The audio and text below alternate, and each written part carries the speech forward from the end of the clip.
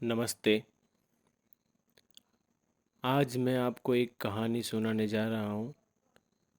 कहानी का शीर्षक है मानवता का संदेश।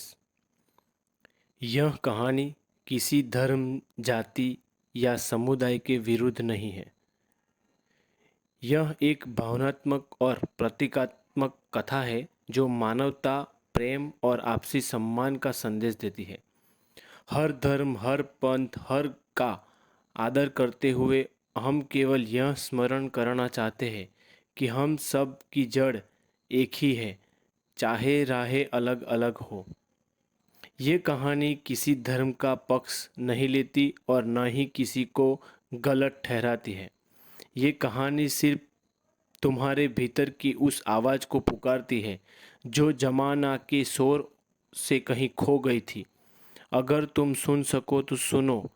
ये सिर्फ कहानी नहीं, एक दर्पण है इंसानियत की पहचान के लिए। दरअसल कहानी कुछ इस तरह से है। कुदरत का खेल किसी रहस्य में कम नहीं होता। एक ईसाई महिला ने 5 जुड़वा बच्चे को जन्म दिया। ये पांचों भाई थे, लेकिन जन्म के कुछ ही घंटों बाद चारों बच्चों को एक आदमी ने चुरा लिया।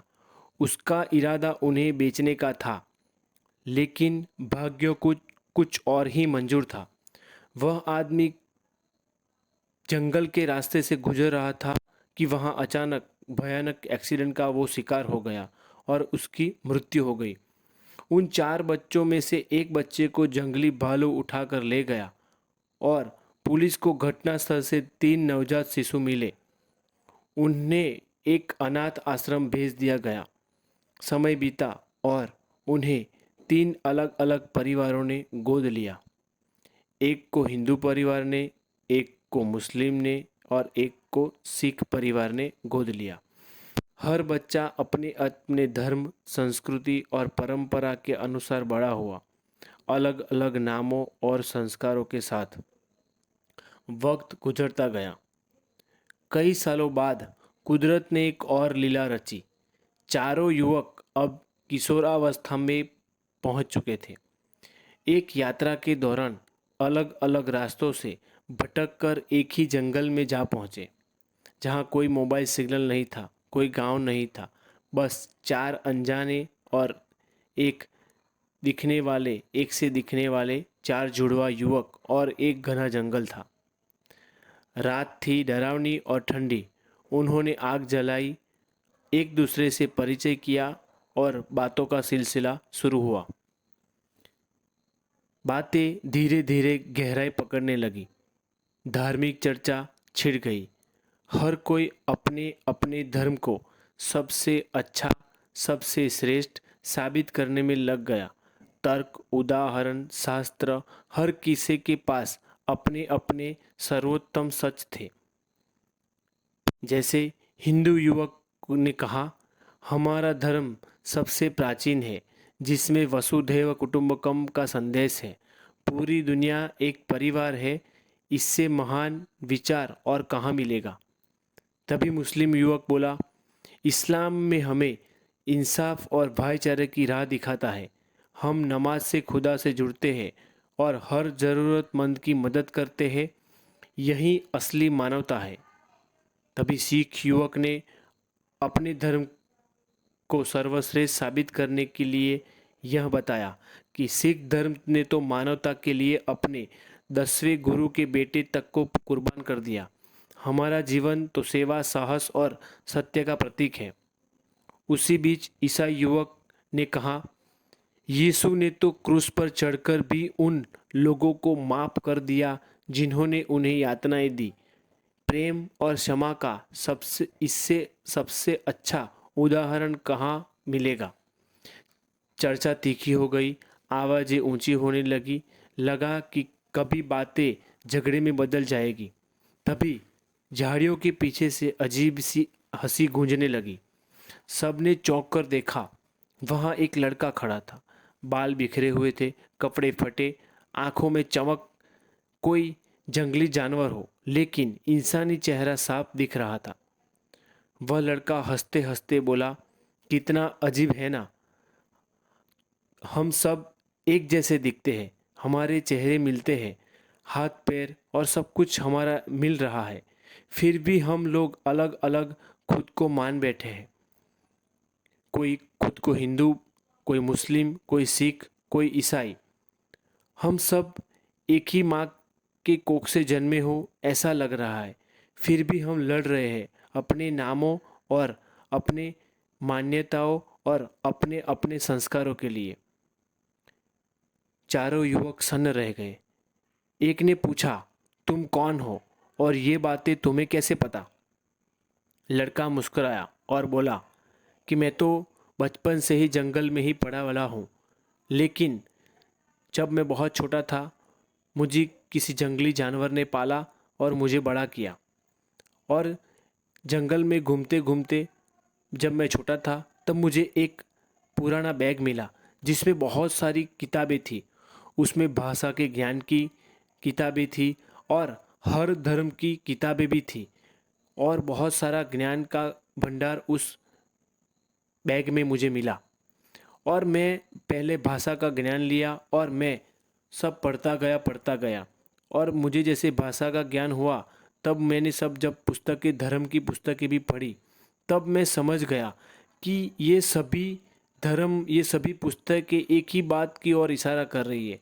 प्रेम करो, शांति से जियो और लोगों को जीने दो, सेवा करो और एक दूसरे के सम्मान करो। जिसको जो भी पसंद है उसको वह करते हुए उसका सम्मान करो। फर्क सिर्फ भाषा, संस्कृति और नामों का ही है। जैसे पानी को कोई जल, कोई नीर कहता है, कोई वाटर कहता है या कोई वारी के नाम से पुकारता है, वैसे ही वह एक ही है जिसे कोई भगवान, कोई गॉड, कोई अल्लाह और कोई एक ओमकार से पुकारता है। यह सब देश काल परिस्थिति के हिसाब से सबने अलग अलग नाम दिए, सबने अलग अलग उसकी पहचान की और सबने अपनी ओर से सर्वश्रेष्ठ उनकी पूजा शुरू की। कोई साकार को मानता है तो उसकी पूजा करता है, कोई उसी को ही निराकार मानकर पूजा करता है, कोई उसी को ही एक मान के पूजा करता है, कोई उसी को ही कण कण में देख कर पूजा करता है। यह सब कोई इसी को नाद के रूप में देखता है। तो यह सब जिसको जैसा अनुभव हुआ, जिसको जैसी सर्वोत्तम शिक्षा मिली, जिसको जहाँ से जो भी उपयुक्त, या कहे कि खुदा से मैसेज मिला, या कहे कि भगवान से जो उन्होंने मिला या सीखा, जो भी उन्होंने सीखा उसको उन्होंने अपने अपने और से सर्वोत्तम करके उनकी पूजा और उनकी आराधना शुरू की और उनको अलग अलग नाम दिए गए देश काल स्थिति और परिस्थिति के अनुरूप।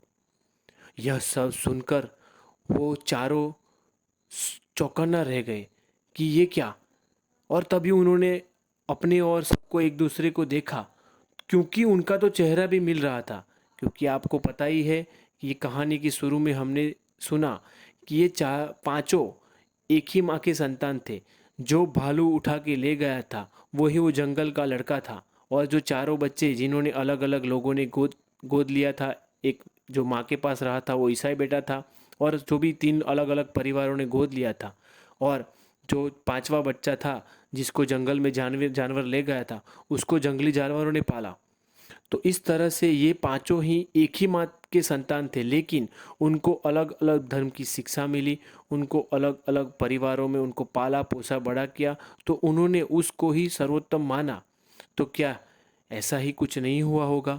उसी रात जंगल की रात ने उन पांच भाइयों ने बैठकर पहली बार एक दूसरे को बिना किसी धर्म जाति के सिर्फ मानवता की ओर देखा और कहा कि देखो कितना सुंदर है कि कोई मुस्लिम धर्म अपनाकर उसकी पूजा कर रहा है, कोई हिंदू बनकर भगवान की पूजा कर रहा है, कोई एक ओमकार की पूजा कर रहा है, कोई गौर की पूजा कर रहा है। ये बहुत ही सर्वश्रेष्ठ है और हमको अपने अपने संस्कार और अपने अपने परिवारों ने दिए हुए ये संस्कारों को अपनाकर जीवन जीना चाहिए और एक दूसरे को सम्मान करना चाहिए।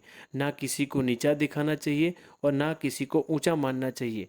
बस एक इंसानियत की दृष्टि से, एक मानवता की दृष्टि से सबको देखना चाहिए। उन्होंने जाना कि धर्म का उद्देश्य लड़ना नहीं, जोड़ना है और स्वीकार करना है। जिसको जो अच्छा लगे वो उसका पालन करे, उसका आदर करना चाहिए और उसको जीवन जीने देना चाहिए और दूसरे को भी जीवन देने का अवसर देना चाहिए। यहाँ सिर्फ लोगों की यही सब, और उन्होंने पाया कि सबसे बड़ा धर्म इंसानियत का है, मानवता का है। सीख, सोचिए ये पांचों, ये कहानी से हमें क्या सीख मिलती है। सोचिए ये पांचों बच्चे एक ही माँ के संतान थे, एक ही खून था, एक ही जन्म के था, और जब धर्म, संस्कृति और संस्कार अलग हुए तो हर कोई अपने अपने रास्ते को ही अंतिम सत्य मानने लगा। सवाल ये नहीं था कि कौन सा रास्ता सही था, सवाल ये है कि क्या हम भूल चुके हैं कि हम सब एक ही मूल से जन्मे हैं। क्या हम भी कहीं ना कहीं उसी भटके हुए बच्चों के जैसे ही नहीं हैं, जैसे ये पांच बच्चे हैं जो माँ को भूलकर उसके आंगन को बांटने फिर रहे हैं। क्या वक्त नहीं आ गया कि हम अपने अपने धर्म से नहीं, मानवता से पहचाने जाए, क्योंकि पहचान धर्म से नहीं बल्कि मूल से होती है। तभी इंसानियत फिर से जिंदा होती है। धर्म कहता है हम सब एक ही परमात्मा के अंश हैं, और विज्ञान कहता है हम सब एक ही ऊर्जा के स्रोत से बने हैं। इस संसार में हर किसी को उसका धर्म, उसका परिवार और उसकी संस्कृति और संस्कार एक विशेष कारण से मिले हैं। ये सिर्फ पहचान नहीं, ईश्वर की ओर से दी गई एक जिम्मेदारी है, जीने की और एक दूसरे को समझने की। इसीलिए जिसे जो मिला है उसे प्रेम से स्वीकार करें, और जो दूसरों को मिला है उसे पूरे सम्मान के साथ आदर करें। क्योंकि हम सब अपनी राह को अपनाकर दूसरे की राह का भी आदर करना सीख जाते हैं, तभी हम मिलकर एक ऐसी दुनिया बना सकते हैं जहां धर्म बांटता नहीं बल्कि जोड़ता हो। एक ऐसी दुनिया जहां संस्कारों की विविधता में संवेदनाओं की एकता सांस लेती हो। अगर इस कहानी ने आपके दिल को छुआ हो तो इस कहानी को लाइक करें, शेयर करें और कमेंट में ज़रूर बताएं कि आपने इस कहानी से क्या सीख मिली। और इस चैनल को द अवेकनिंग टाइम नाउ को सब्सक्राइब करें, ऐसे ही दिल को छूने वाली और जागरूकता से भरी कहानियों के लिए। धन्यवाद, क्योंकि हर कहानी नई आँख को खोलती है।